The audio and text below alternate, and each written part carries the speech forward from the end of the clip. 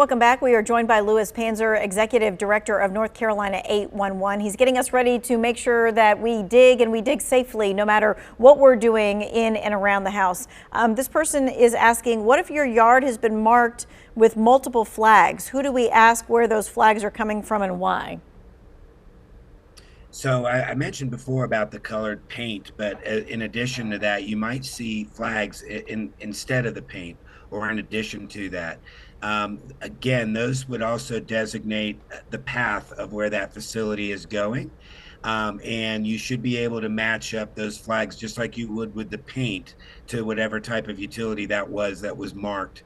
Also, in North Carolina, the law requires the operator to put their ID with the marks so that you can actually match up and say, okay, this was a Duke line, this is a Piedmont line, etc. So look for those identifiers when you're verifying what's on the ground in terms of marks and flags. Okay. How many calls do you guys get in a year? So we take 2.7 million requests a year. About 76% of those come in electronically. The rest of them are handled by an agent on the phone. We're actually second to Texas in terms of volume in the United States, which it seems hard to imagine, but if you think about how many roads and rights of way there are in North Carolina, it makes more sense. But it's a lot of excavation taking place. Professional excavators building new developments, replacing, repairing, all kinds of work happening in addition to the homeowners. Okay. What happens if you are having work done on your home? Do you have to call 811 or does the person who's doing the work in your home call 811? Yeah, so we recommend that if you're using a contractor to work, do any work around your yard, whether it's a fence or a tree or any kind of thing that you're doing where they're going to disturb the earth, they should go ahead and make that contact. And the reason is it has their name on the ticket. If something were to happen in the course of what they're doing, then they're the ones who are going to show up on the ticket and bear that responsibility. There's no reason that you have to put your name on the ticket as the homeowner. So the person doing the work should bear that responsibility as part of that project. Okay. And me as 2 wants to know, I'm thinking to myself, am I going to trust that person to do it without asking? Do I need to say, hey, have you done it? And can you show me that you've done this?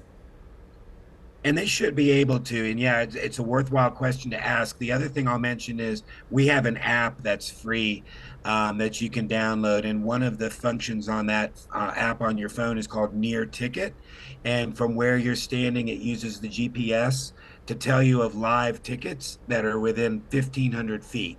So if you download the app, and you want to verify that there is a live ticket for work taking place, you can go ahead and do that. And again, the app is free.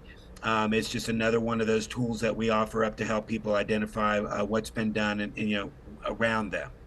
Gotcha. And I know that a lot of people are seeing a lot of things as fiber is being put in all throughout North Carolina. Can you talk a little bit about that?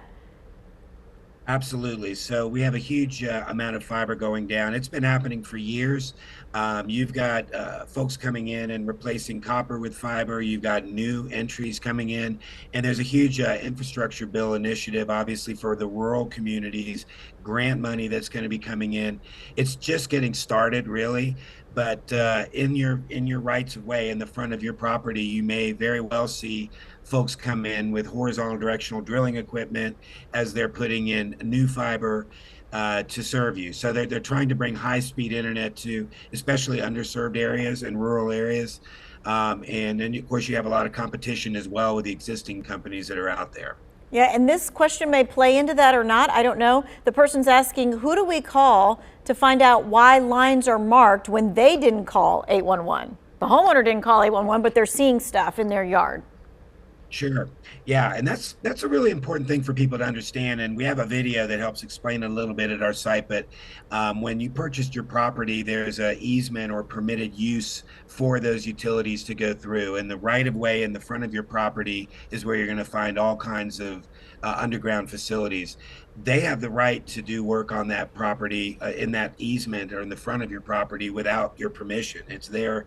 When you purchased the property, you signed a piece of paper that basically said they have permitted use to be able to come and maintain that facility, and in this case, be able to replace it or work in those rights of way. They'll get permits for that work from the DOT. In a lot of cases, if it's the DOT right of way, but sometimes if you start to see flags in front of your home, again, I highly encourage you to use the app. You'll be able to see what type of work is happening and who's doing it in front of your property. Okay, so not only what kind of work and not only that there's a ticket, but who is actually doing the work. And that's really key, being able to answer that question. Okay.